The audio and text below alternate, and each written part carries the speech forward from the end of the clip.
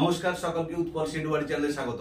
আজকে আমরা আলোচনা করব একটা বেশ ইন্টারেস্টিং বিষয় নিয়ে, যে একটা এস এর জন্য কত পার্থক্য হতে পারে। এটা সাধারণ লেটার এস, যে এই এস এর জন্য কি কি পার্থক্য হতে পারে, তাদের ব্যবহারের পার্থক্য কি, তাদের অর্থের পার্থক্য কি, তা নিয়ে ডিটেইলসে আলোচনা করব। অর্থাৎ আজকে আমরা টিল এবং স্টিল এই দুটো ওয়ার্ডের ব্যবহারের ডিফারেন্স নিয়ে ডিটেইলস আলোচনা করব। তাই তোমরা ভিডিওটা স্কিপ না করে অবশ্যই প্রথম থেকে শেষ পর্যন্ত দেখবে।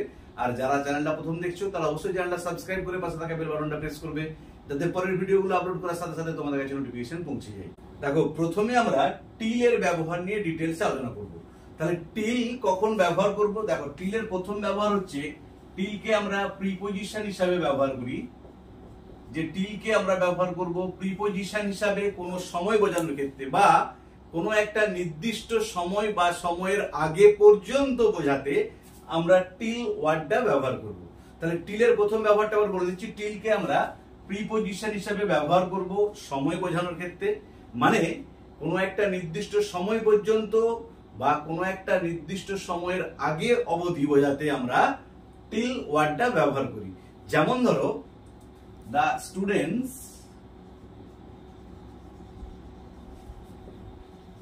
will be reading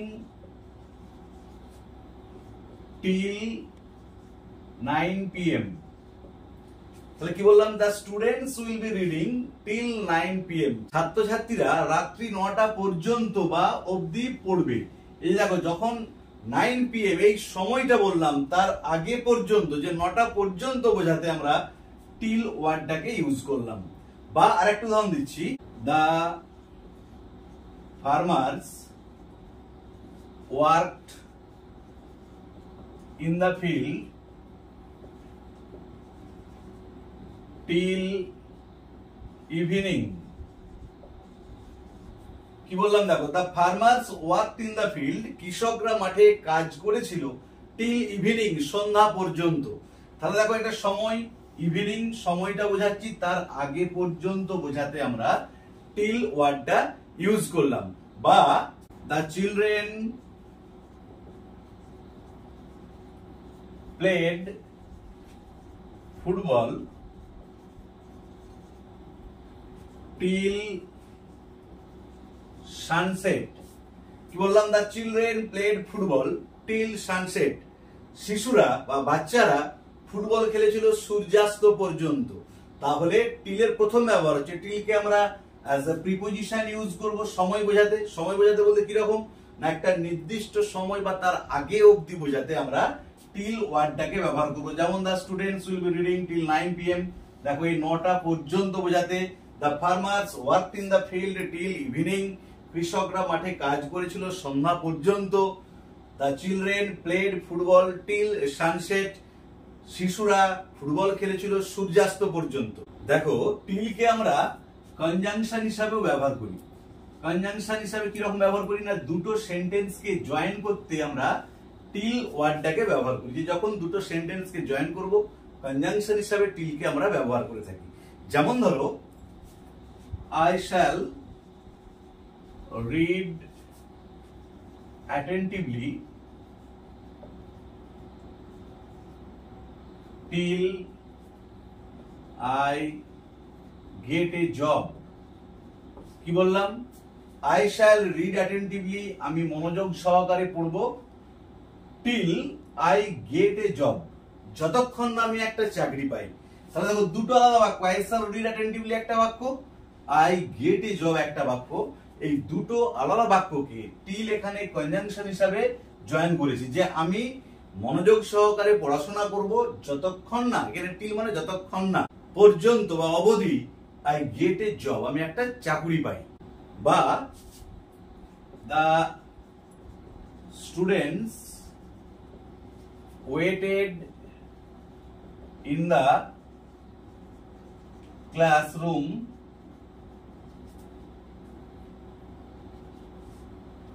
till the teacher came। কি বললাম? the students waited in the classroom, ছাত্রছাত্রীরা ক্লাসরুমে অপেক্ষা করেছিল।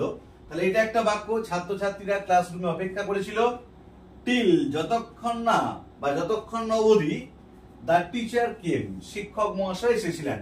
তাহলে দেখো এখানে তো the students waited in the classroom একটা সেন্টেন্স, দ্য টিচার কেম একটা সেন্টেন্স, সেই দুটো সেন্টেন্সকে টিল ওয়ার্ডটা কনজাংশন হিসাবে যুক্ত করেছি। দেখো আরেকটা উদাহরণ দিচ্ছি, হি worked hard till he got success. দেখো তাহলে কি বললাম, হি ওয়ার্কড হার্ড, সে কঠোর পরিশ্রম করেছিল, এটা একটা সেন্টেন্স। টিল যতক্ষণ না হি গট সাকসেস, সে সাফল্য পেয়েছিল। তাহলে এখানে তো হি গট সাকসেস এবং হি ওয়ার্কড হার্ড এই দুটো সেন্টেন্সকে যুক্ত করেছে টিল, যে সে কঠোর পরিশ্রম করেছিল যতক্ষণ না সে সাফল্য পেয়েছিল, সে সফল হয়েছিল। তাহলে টিলকে মূলত আমরা দুরকম ভাবে ব্যবহার করি, প্রিপোজিশন হিসাবে আমি আগে উদাহরণ দিয়ে দেখালাম, এবং কনজাংশন হিসাবে যেটা তোমাদের এখন দেখালাম। দেখো এরপরে আমরা স্টিল, স্টিল ওয়ার্ডটাকে দেখো এখানেতে এস আছে, টিলের সঙ্গে শুধুমাত্র এস যুক্ত আছে, যে স্টিল ওয়ার্ডটাকে আমরা কোথায় ব্যবহার করব সেটা নিয়ে ডিটেইলস আলোচনা করব। দেখো স্টিলকে প্রথমত আমরা অ্যাডভার্ব হিসাবে ব্যবহার করি। অ্যাডভার্ব হিসাবে কখন ব্যবহার করি? To show an ongoing action or continuous action। কি বললাম? Two show an ongoing action or continuous action, কোন কাজ চলছে এখনো বোঝাতে আমরা অ্যাডভার্ব হিসাবে স্টিলকে ইউজ করে থাকি। আবার বলছি, two show an ongoing action or continuous action, যে কোনো কাজ এখনো চলছে সেটা বোঝাতে আমরা স্টিলকে অ্যাডভার্ব হিসাবে ইউজ করে থাকি। যেমন ধরো, she is still singing। কি বললাম? she is still singing, সে এখনো গান করছে। তার মানে নিশ্চয়ই গানটা পড়াটা শুরু করেছিল আগে, এখনো গান করছে, মানে আগে থেকেই সে গানটা করছে। তাহলে এখানে এই যে দেখো সিঙ্গিংটা কন্টিনিউইং হচ্ছে, চলছে বা অনগোয়িং হচ্ছে, সেটা বোঝাতে আমরা স্টিল ওয়ার্ডটা ইউজ করলাম। বা it's still raining cats and dogs। কি বললাম? It's still raining cats and dogs, এখনো মুষলধারে বৃষ্টি হচ্ছে। cats and dogs মানে আমরা জানি এটা একটা ইডিয়াম, মুষলধারে বৃষ্টি হওয়া। It's still raining cats and dogs, এখনো মুষলধারে বৃষ্টি হচ্ছে, তার মানে নিশ্চয়ই বৃষ্টিটা আগেই শুরু হয়েছিল, সেটা এখনো চলছে, তাই আমরা বললাম it's still raining cats and dogs। বা একটা উদাহরণ দিচ্ছি, in spite of many problems the laborers are still working in the factory। কি বললাম? In spite of many problems, অনেক সমস্যা সত্ত্বেও, the laborers শ্রমিকরা are still working, এখনো কাজ করছে in the factory, কলকারখানাতে। যে তার মানে কাজটা আগে শুরু হয়েছিল, সেটা এখনো কন্টিনিউ হচ্ছে, তাই আমরা স্টিল ওয়ার্ডটাকে ইউজ করলাম। তাহলে স্টিলের প্রথম ব্যবহার হলো, স্টিলকে আমরা অ্যাডভার্ব হিসেবে ব্যবহার করি to show an ongoing action আর কন্টিনিউয়াস অ্যাকশন, একটা কাজ যেটা আগে শুরু হয়ে এখনো চলছে সেটা বোঝাতে। দেখো স্টিলের দ্বিতীয় ব্যবহার হচ্ছে, স্টিলকে আমরা অ্যাডজেক্টিভ হিসাবেও ব্যবহার করে থাকি, যে স্টিলকে অ্যাডজেক্টিভ হিসাবেও আমরা ইউজ করে থাকি। যেমন he stood still at the gate. কি বললাম? হি স্টুড স্টিল, সে স্থির হয়ে দাঁড়িয়েছিল, অ্যাট দ্য গেট, দরজা গোড়ায়। তাহলে স্টিলটা কি এখানে অ্যাডজেক্টিভের কাজ করছে, যে যখন কোনো বস্তু বা কোনো ব্যক্তি বা কোনো জিনিস যখন স্থির অবস্থায় থাকে, সেক্ষেত্রে আমরা স্টিল ওয়ার্ডটাকে অ্যাডজেক্টিভ হিসাবে ব্যবহার করে থাকি, যে he stood still at the gate. বা ধরো, the willow trees reflected in the still water of the lake। কি বললাম, দা উইলো ট্রিজ, উইলো গাছগুলো রিফ্লেক্টেড, প্রতিফলিত হচ্ছিল ইন দা স্টিল ওয়াটার, স্থির জলে। জলটা কিরকম, জলটা হচ্ছে স্থির। কি বললাম, যদি কোনো বস্তু বা কোনো ব্যক্তি বা কোনো পদার্থ স্থির অবস্থায় থাকে সেক্ষেত্রে আমরা স্টিল ওয়াটারকে অ্যাডজেক্টিভ হিসাবে ইউজ করে থাকি। যে স্টিল ওয়াটার, এই স্থির জলেতে লেকে, হ্রদের স্থির জলে উইলো গাছগুলো রিফ্লেক্টেড হচ্ছিল, প্রতিফলিত হচ্ছিল। তাহলে স্টিলকে আমরা অলরেডি দুটো ভাবে ব্যবহার করতে দেখলাম, একটা হচ্ছে প্রথমেতে অ্যাডভার্ব হিসাবে, পরেতে অ্যাডজেক্টিভ হিসাবে। এরপরেতে স্টিলকে আমরা 3 নম্বর কি কনজাংশন হিসাবেও ব্যবহার করে থাকি। যে স্টিলকে কনজাংশন হিসাবেও ব্যবহার করি, মানে দুটো সেন্টেন্সকে জয়েন করার ক্ষেত্রেও আমরা স্টিলকে ইউজ করে থাকি। আবার বলছি, স্টিলকে যেমন আমরা অলরেডি অ্যাডভার্ব হিসেবে কিভাবে ব্যবহার করতে হয় দেখলাম, অ্যাডজেক্টিভ হিসেবে কিভাবে ব্যবহার করতে হয় দেখলাম। এবার দেখবো স্টিলকে আমরা কিভাবে কনজাংশন হিসাবে ব্যবহার করতে হয়, মানে দুটো সেন্টেন্সকে জয়েন করার ক্ষেত্রে স্টিলকে আমরা কি রকম ভাবে ব্যবহার করে থাকি।